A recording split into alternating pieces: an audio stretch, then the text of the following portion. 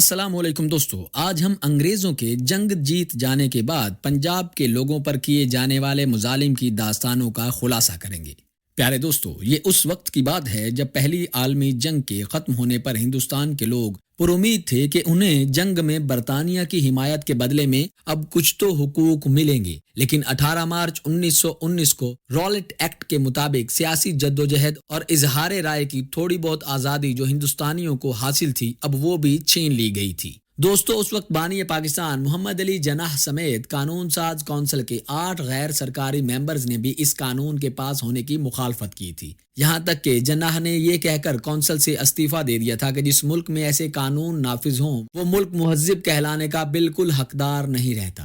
اس کے ساتھ ساتھ کونسل سے باہر بھی قانون کی منظوری سے پہلے اس کے خلاف عوامی احتجاج ہونے لگے تھے۔ دوستو، کانگریس نے بھی رالٹ ایکٹ کی مخالفت کی اور موہن داس گاندھی نے تو اس کے خلاف پرامن ہڑتال کی کال دے دی تھی۔ دوستو، اس کے ساتھ ساتھ پنجاب کے مختلف شہروں میں مسلمان، ہندو، سکھ اور مسیحی رالٹ ایکٹ کے خلاف ایک ہو گئے۔ دوستو، سیاسی بیداری اخباروں اور رسالوں کے ذریعے پورے پنجاب میں پھیل سکتی تھی، لہٰذا ان پر پابندی لگا دی گئی۔ اس وقت پنجاب سے باہر چھپنے والے اخبارات کا پنجاب میں داخلہ پہلے سے ہی بین تھا، اور جب 1919 میں رالٹ ایکٹ مخالف تحریک شروع ہوئی تو مزید 12 اخبارات پر پابندی لگا دی گئی۔ دوستو، اس وقت کے ایک مشہور اخبار ٹریبیون اور لالا لاجپت رائے کے اخبار پنجاب سے بھی ضمانت واپس لے لی گئی، جبکہ ٹریبیون کے ٹرسٹی لالا ہری کرشن لال کو گرفتار کر لیا گیا اور بعد میں ٹریبیون کے مینیجر کو بھی گرفتار کر لیا گیا تھا۔ لیکن دوستو، ان سب کارروائیوں کے باوجود پنجاب کے بڑے شہروں اور کچھ قصبوں میں عوامی تحریک شروع ہو گئی تھی۔ اس کے بعد 6 اپریل کو لاہور میں اپنے وقت کی سب سے بڑی ہڑتال ہوئی۔ اس کے ساتھ ساتھ 9 اپریل کو لاہور میں رام نومی کے تہوار میں ہندوؤں، مسلمانوں اور سکھوں نے مل کر حصہ لیا۔ پھر 10 اپریل کو خبر شائع ہوئی کہ پنجاب حکومت نے گاندھی جی کو صوبے میں داخل ہونے سے روک دیا ہے۔ اس خبر کے چھپتے ہی پورے شہر میں ہڑتال ہو گئی اور جلوس نکالا گیا، اور اس جلوس پر ریگل چوک پہنچنے سے پہلے ہی گورا سرکار کی طرف سے گولی چلا دی گئی۔ فائرنگ سے 2-3 مظاہرین ہلاک اور بہت سے زخمی ہو گئے۔ اس کے بعد پولیس لوگوں کو لوہاری دروازے تک دھکیل کر لے آئی۔ یہاں ایک مرتبہ پھر فائرنگ ہوئی اور اس میں دوبارہ کچھ اور ہلاکتیں ہوئیں۔ دوستو، اس کے فوراً بعد 11 اپریل کو اندرون شہر ہڑتال ہوئی اور بادشاہی مسجد میں ایک بہت بڑا جلسہ کیا گیا، جس میں مسلمان لیڈرز کے علاوہ ہندو لیڈر رام بھجت نے بھی خطاب کیا۔ لوگ مسجد سے نکل کر جب گھروں کو روانہ ہوئے تو انہیں بڑی بے دردی سے گولیوں کا نشانہ بنایا گیا۔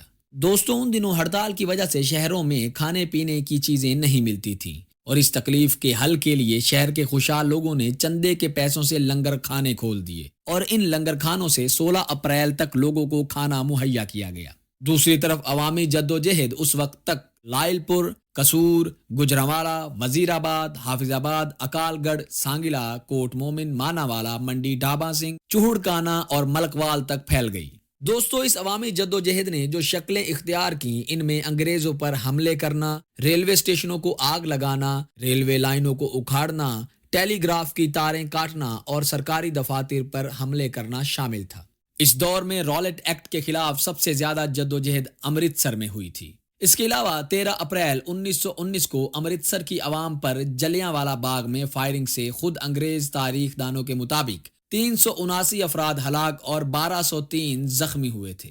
ایسی کشیدہ صورتحال میں پورے پنجاب میں احتجاجی مظاہروں پر قابو پانے کے لیے پنجاب کے گورنر سر مائیکل اڈوائر نے مارشل لا نافذ کر دیا۔ اس کے بعد امرتسر میں ہر شخص کو پابند کیا گیا کہ جب کوئی انگریز نظر آئے تو وہ اسے ہاتھ اٹھا کر سلام کرے۔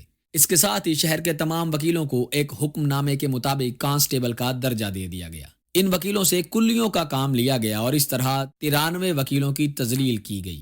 دوستو، کئی بے گناہوں کو پکڑ کر زبردستی سیاسی لیڈروں کے خلاف بیان دینے پر بھی مجبور کیا گیا، اور جنہوں نے بیان دینے سے انکار کیا ان کو غیر انسانی اور غیر اخلاقی تشدد کا نشانہ بنایا گیا۔ ان سب واقعات کی تفصیل کانگریس انکوائری کمیٹی رپورٹ میں آج بھی درج ہے۔ ایک دفعہ اسی مارشل لا کے دوران ہی ذوالقرنین نامی ایک افسر پولیس ٹریننگ مکمل ہونے پر لاہور آئے تو ان کے ذمے دیگر کاموں کے علاوہ سورج ڈھلنے سے پہلے شہر کے معززین کی حاضری لینا بھی شامل تھا، اور پھر روز معززین شہر مقررہ وقت سے 1 گھنٹہ پہلے پانی والے تالاب کے پاس موجود بند دکانوں کے تھڑوں پر آ کر بیٹھ جاتے، اور پھر ایک طرف سے انگریز کیپٹن کی قیادت میں فوج کا ایک دستہ اپنے وقت پر لیفٹ رائٹ کرتے ہوئے آتا۔ सहमे मुअज्जिजीन व अकाबरीन उठकर खड़े हो जाते और एक साथ झुक कर बोलते, साहिब बहादुर सलाम। गोरा अफसर कोई जवाब ना देता, बस कहता, हाजिरी बोलो।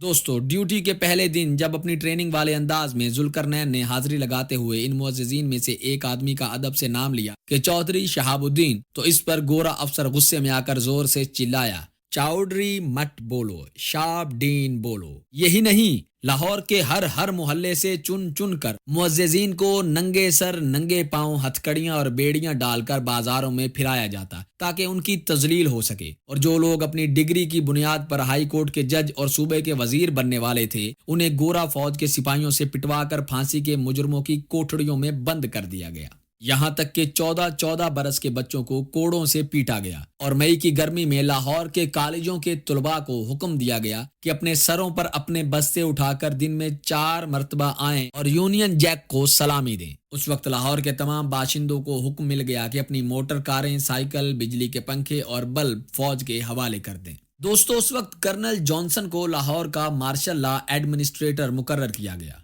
और फिर अमृतसर की तरह लाहौर में भी छोटी छोटी बात पर अवाम को कोड़े लगने शुरू हो गए। इसके अलावा लाहौर में समरी मिलिट्री अदालतें कायम की गईं, और सिर्फ एक अदालत में 277 लोगों के खिलाफ मुकदमात की समाअत की गई, और 201 अफराद को सजाएं दी गईं, जिनकी नौयत 2 साल कैद, 30 कोड़ों और 1000 रुपए जुर्माने तक थी। दोस्तों, आप खुद सोचें, उस जमाने में जब सिपाही की तनख्वाह 7 रुपए माहाना थी, तब 1000 रुपए एक बड़ी रकम होती थी। दोस्तों, फौजी अदालतों से मुल्जिमों को फांसी और उम्र कैद के अलावा मुश्किल से ही कोई और सजा मिलती थी। यहाँ तक कि छोटे छोटे कस्बों तक में सजाओं की भरमार हुई पड़ी थी। उन दिनों एक शख्स को महज इस जुर्म में सजा मिली कि उसने एक पुलिस अफसर से मुखातिब होकर कहा था कि तुम हमारे भाई हो, हम तुम्हारे भाई हैं, आओ हमारे साथ मिल जाओ। कर्नल जॉनसन का ख्याल था कि बगावत फैलाने में वकील और उनके क्लर्क पेश हैं।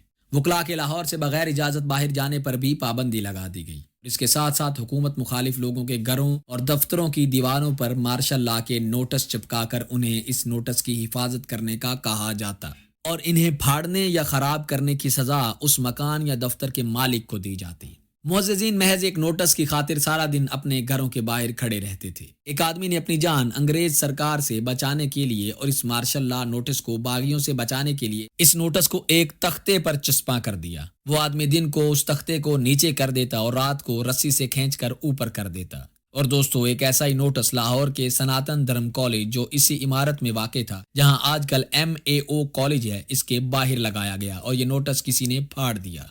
फिर इसके बाद 500 तालिब इल्मों और उनके असातिज़ा को मई की धूप में अपने बस्ते सरों पर रखकर लाहौर के शाही किला तक, जो तकरीबन 3 किलोमीटर के फासले पर वाक़ था, पैदल मार्च करने की सजा दी गई और 2 दिन तक किले में कैद रखा गया। दोस्तों, इसके साथ साथ Islamia college, civil lines, Dayal Singh college और मेडिकल कॉलेज के तालिब इल्म भी हुकूमत के दुश्मन समझे जाते थे। उन्हें हुक्म दिया गया कि वो दिन में 4 मरतबा कॉलेज में हाजिरी दें, सुबह 7 बजे, दिन के 11 बजे, दोपहर 3 बजे और फिर 7:30 बजे। देखा जाए तो मेडिकल कॉलेज हॉस्टल इन दिनों 4 मील दूर था, जिसकी वजह से तालिब इल्मों को हर रोज 16 मील पैदल चलना पड़ता। इसके अलावा सड़क पर 2 से ज्यादा आदमियों को इकट्ठा चलने पर भी पाबंदी लगा दी गई। उन दिनों एक दफा किसी जगह पे शादी हो रही थी तो दुल्हा को जेल भेज दिया गया। फिर निकाह ख्वां और बारातियों को कोड़े मारे गए थे। दोस्तों, लाहौर के 11 सियासी लीडर्स गिरफ्तार कर लिए गए और उनके खिलाफ मुकदमे कायम किए गए। लाला हरकृष्ण लाल, लाला दूनीचंद और पंडित राम भजत को उम्र कैद और जायदाद जब्ती की सजाएं दी गईं। मार्शल लॉ उठाए जाने के बाद उनकी ये सजाएं कम कर दी गईं। लाइलपुर में एहतजाज करते हुए मुश्तइल हुजूम ने रेलवे स्टेशन और कॉटन मिल्स के गोदामों को आग लगा दी थी। दोस्तों, इस एहतजाज के बदले में लाइलपुर के एक स्कूल के तमाम तुलबा को मेजर स्मिथ के दफ्तर के बाहर ग्राउंड में खड़ा कर दिया गया। उन तुलबा के हाथ बांधे गए और फिर तुलबा से कहा गया कि वो मेजर के सामने सर झुकाकर यूनियन जैक को सलाम करें। दोस्तों, उन दिनों गुजरावाला में ब्रिटिश एयरफोर्स के तैयारों ने पुरअमन शहरी आबादी पर बम फेंके। तैयारों ने शहर के गिर्द देहाती आबादी पर मशीन गन से फायरिंग की। इसके अलावा लोगों को कोड़े मारे गए। शहर के मुअज्जिजीन को शहर की नालियां तक साफ करने की सजा दी गई। बरतानवी पार्लिमान में रुकने पार्लिमान कर्नल वेजवुड ने पूछा कि क्या हिंदुस्तानी फसादियों पर हवाई जहाज से बम गिराए गए, और अगर वाकई में ऐसा हुआ है तो कहां और किसके हुक्म से। उन्होंने मजीद ये भी पूछा कि कितने लोग मारे गए और उनमें से कितने लोग फसादी नहीं थे। جواب میں ہندوستان کے لیے secretary of state Edwin Montagu نے بتایا کہ پنجاب کے گوجرانوالہ میں ایک طیارے نے صبح سے سول اسٹیشن، ریلوے اسٹیشن اور چرچ میں توڑ پھوڑ کرنے والے ایک ہجوم پر چند بم گرائے تھے۔ دوستو یہ بات سراسر جھوٹ تھی۔ اور پھر باقی اراکین کی آرڈر کی آوازوں میں ویج وڈ نے پھر پوچھا کہ کتنے لوگ مارے گئے۔ مونٹیگو نے بات کو گھماتے ہوئے جواب دیا کہ مجھے امید ہے کہ یہ ضروری معلومات جلد ہی مجھے مل جائیں گی۔ برطانوی وزیر خارجہ کا ایوان نمائندگان میں یہ بیان 28 مئی 1919 کا ہے، جبکہ گوجرانوالہ کے برٹش ڈپٹی کمشنر کرنل اے جے اوبرائن نے اس فضائی کارروائی میں 11 افراد کے ہلاک اور 27 کے زخمی ہونے کی اطلاع پنجاب کے لیفٹیننٹ گورنر مائیکل اڈوائر کو اسی روز یعنی 14 اپریل کو ہی دے دی تھی۔ دوستو پنجاب کے مختلف شہروں میں احتجاجی مظاہرے کرنے والوں کو عدالتوں سے بہت ساری سزائیں ہوئیں۔ سارے پنجاب میں 18 افراد کو پھانسی بھی دی گئی اور سینکڑوں کو کوڑے مارے گئے۔ دوستو سن 1920 میں شائع ہونے والی آل انڈیا کانگریس انکوائری رپورٹ میں 3 بچوں کی تصویریں بھی ہیں، جن میں ایک گوجرانوالہ کے سرداری لال ہیں جن کا بازو بم سے زخمی ہونے کی وجہ سے کاٹ دیا گیا تھا۔ دوسرے گجرات کے 10 سالہ کندن لال ہیں جنہیں انگریزوں کے خلاف جنگ کے جرم میں کالے پانی کی سزا دی گئی، اور تیسرا قصور شہر کا 11 سالہ بچہ ہے جس پر شہنشاہ برطانیہ کے خلاف جنگ کا مقدمہ قائم کیا گیا تھا۔ دوستو یہاں پر ہم آپ کو اہم فیکٹس پر نظر ڈالتے ہوئے بتاتے ہیں کہ 6 اگست کو برطانوی پارلیمان میں لارڈ ستندر سنہا نے کئی سوالات کے جواب میں بتایا کہ خصوصی کمیشنوں نے 852 افراد پر مقدمہ چلایا اور ان میں سے 582 کو سزا سنائی گئی اور 270 کو بری کر دیا گیا۔ اس کے علاوہ مارشل لا آرڈرز کے خلاف جرائم کے تقریباً 1500 مقدمات تھے۔ تقریباً 500 مقدمات میں سزاؤں میں بڑی کمی کی گئی۔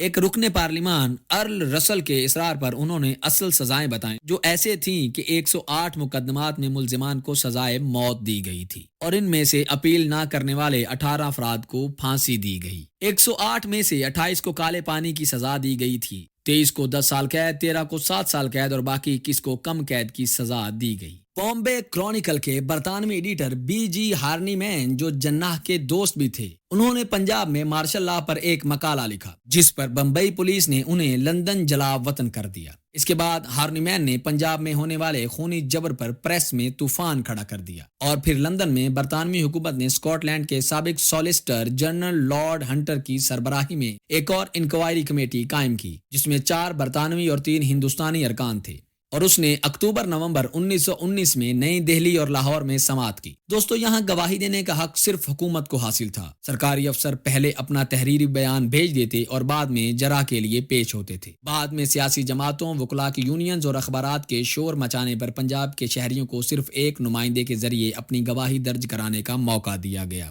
اور یہ نمائندہ میاں فضل حسین تھے۔ دوستو اسی دوران سرکاری افسروں پر جرح کی غرض سے وکیلوں کی ایک لوکل کمیٹی نے بڑی محنت سے مختلف ضلعوں سے ڈیٹا جمع کر لیا تھا، اور اس لوکل کمیٹی کا دفتر اس زمانے میں انڈسٹری کے بادشاہ لالا ہرکرشن لال کی کوٹھی میں قائم تھا، اور پھر یہیں جرح کا وہ گولہ بارود تیار ہوتا تھا جس سے مسلح ہو کر پنڈت جگت نارائن سرکاری گواہوں پر تابڑ توڑ جرح کرتے تھے۔ دوستو اس وقت پنجاب کے شہریوں کا مقدمہ لڑنے کے لیے تمام تر اخراجات لالا ہرکرشن لال نے اٹھائے تھے۔ وہ خود مارشل لا کے قیدی رہے تھے۔ مارشل لا ٹریبیونل سے پھانسی کی سزا پانے کے بعد عام معافی کے تحت رہا ہوئے تھے۔ دوستو ان تمام تر کوششوں کے بعد آخرکار سوائے ریلوے علاقے کے امرتسر، گجرانوالہ اور لائر پور سمیت باقی ضلع میں 9 جون اور لاہور میں 11 جون کی درمیانی رات سے مارشل لا اٹھا لیا گیا، اور دیکھا جائے تو اس سارے ہنگامے کی جڑ رولٹ ایکٹ تھا جو کہ کالے قوانین کا مجموعہ تھا جس کے تحت بعض سیاسی مقدمات کو جیوری کے بغیر چلانے اور مشتبہ افراد کو بغیر کسی مقدمے کے حراست میں رکھنے کی پلاننگ تھی، لیکن دراصل رولٹ ایکٹ پر اصل میں کبھی عمل درآمد نہیں ہوا۔ تو دوستو یہ تھی انگریزوں کے ظلم و ستم کی داستان جو انہوں نے 19ویں صدی میں پنجاب کے لوگوں پر ڈھائی۔ اس کے ساتھ ہی آج کی کہانی اپنے اختتام کو پہنچتی ہے۔ اگلی دفعہ تک کے لیے اللہ حافظ۔